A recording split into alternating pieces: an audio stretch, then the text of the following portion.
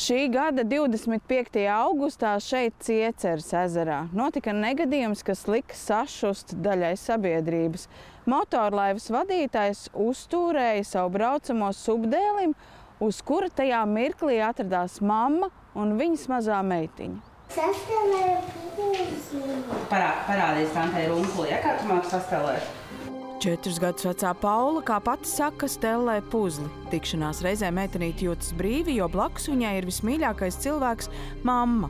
Taču pavisam nesen, 19. septembrī, valsts policijas Kurzemes reģiona pārvaldes priekšniekam bērna psiholoģi bija nosūtījusi informāciju par secināto konsultēšanas procesā. Viņa rakstīja: Ik pa laikam vēlas runāt par notikušo, jautā mammai, vai tas onkulis man nebrauks vairs virsū. Vēl stāsta citiem, ka kuģis brauc virsū. Bērna psihoemocionālo stāvokli spēcīgi ietekmējis gadījums Cieceres ezerā. Toreiz abas kopā ar mammu Lindu piedzīvojušas nāves bailes. 4 cilvēku ģimene, mamma, tētis un 2 bērni nolēma pavadīt svētdienas pēcpusdienu, vizinoties ar subdēļiem. Pamanījuši arī atpūtniekus motorlaivā. Pirmajā reizē tie pabraukuši ģimenei garām un kāds no laivas pat pamājis ar roku. Mēs ar Paulu bijām jau no paša sākuma uz vienu supu. Vīrs redzēja, kā viņi uzlaiž lieto alkoholu, ko man tagad cilvēks saka, ka to jau nevar pierādīt. Bet viņš redzēja to, ko viņš redzēja. Laiva sākusi braukt. Lindai neesot bijis pat nojauts, ka cilvēki, kuri tikko viņu ar bērnu redzējuši un pat pamājuši ar roku, varētu kļūt bīstami. Tomēr Linda kļūdījās. Tad, kad es sapratu, ka viņš man tiešām brauc virsū, man iestājās jau reizīgā panika, es kliedzu.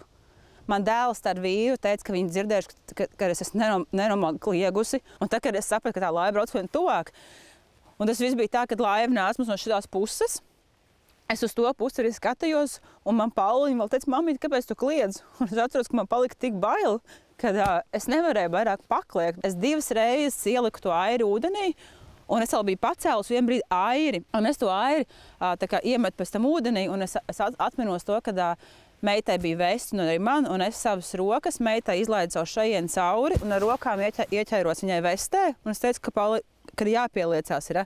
Es biju 100% pārliecināta, ka tā laiva pa mums trāpīs. Es Dievu godu vārds, es nezinu, kas mums ar dienā ar Paulu, kas mūs tiešām sargāja, bet tā laivas mala bija trāpījusi tieši man aiz mugurpuses pa supa galu. Un tāpēc, ka tā laiva trāpīja, tāpēc ar to supu izsita un mūs arī parāva zem ūdens. Redzot, ka mamma kopā ar meitu nonākušas bezpalīdzīgā stāvoklī, uz motorlaivas klājas sākusies jautrība.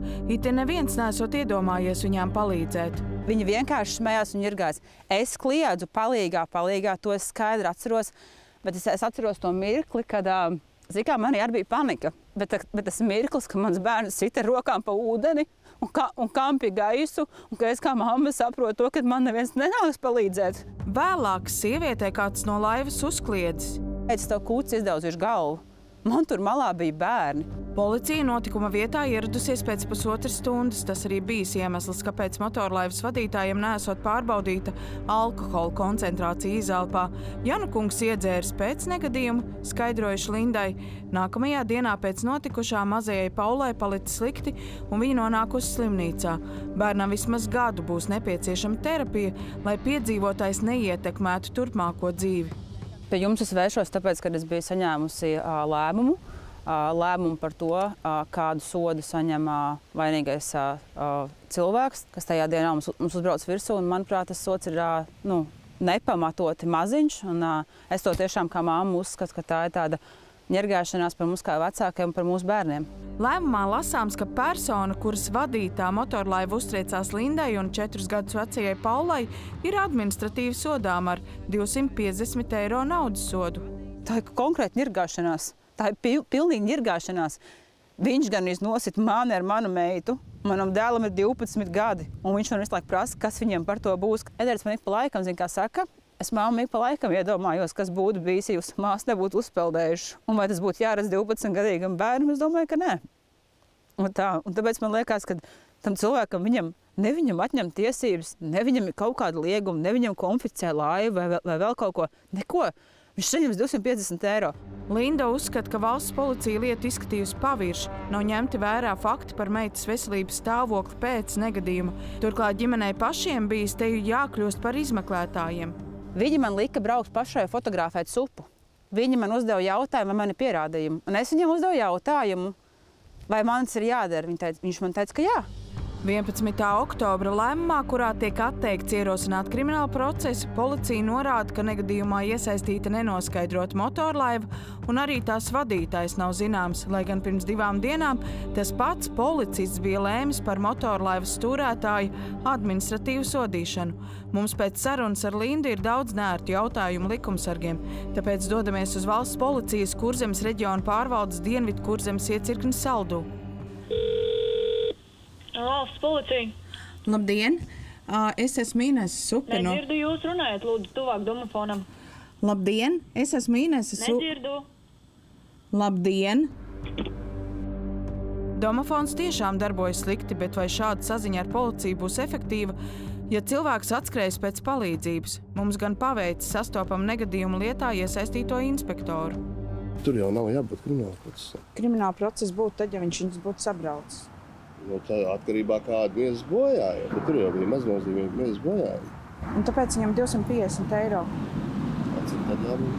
Man liekas, ka tas nav adekvāts sods. No kā kurš? Attiecībā uz sodiem administratīvajā pārkāpumā sods ir par katru konkrētu izdarītu darbību. Arī šajā gadījumā nav tikai viens pārkāpums. Viens no administratīviem pārkāpumiem ir saistīts ar atpūtas kuģa vadīšanas noteikumu pārkāpšanu, tā skaitā par kuģošanas un manevrēšanas noteikumu neievērošanu. Ja, tad tas ir tieši par to pašu sadursmi. Cits savukārt administratīvais process ir saistībā ar šo te notikumu vietas pamešanu, kur vadītājiem bija pienākums attiecīgi uzreiz ziņot, sniegt palīdzību. Tad šeit arī ir nosacījumi, un arī šis ir cits pārkāpums, un proti par normatīvos aktos noteiktās kārtības neievērošanu pēc ūdens satiksmes negadījuma. Tātad ir arī vēl cits pārkāpums. Šis nav tik vienkāršs gadījums, kā varbūt primāri liekas, personai tikai 250 eiro piemērojumi, ar to arī viss beidzās. Tā tas gluži nav. Ja, tad šeit ir vairāki sodi, kas beigu galā summējās, ja, un tas sods par to notikumu kopumā varbūt īstenībā arī ļoti, ļoti iespējīgs. 25. augustā notiek negadījums, pēc nedēļas tikai viņus nopratina policijas darbinieks. Un kāpēc netika pārbaudīts alkohols tam vadītājiem? Varbūt, ka bija kaut kādas kļūdas, nu. Bet ko lai tā dara? Tur jau ir dzīvi cilvēki, aiz tiem visiem iesniegumiem. Valsts policijas Kurzemes reģiona pārvaldes Dienvidu Kurzemes iecirkņa reaģēšanas nodaļas priekšnieks raidījumam uzsver, ka likumā noteiktajā termiņā jebkuru policijas lēmumu var pārsūdzēt. Attiecībā uz kriminālprocesālajiem lēmumiem šeit sūdzība ir iesniedzama prokuratūrai. Savukārt, attiecībā uz administratīvajiem valsts policijai sākotnējā pirmajā instancē. Lindas ģimene policijas lēmumus ir pārsūdzējusi. Mēs turpināsim sekot šai lietai. Diemžēl paša motorlaivas vadītāja viedokli noskaidrot mums pagaidām neizdevās, jo uz telefonu zvaniem viņš neatbildēja. Inese Supe, Mārtiņš Avots, 4. studija.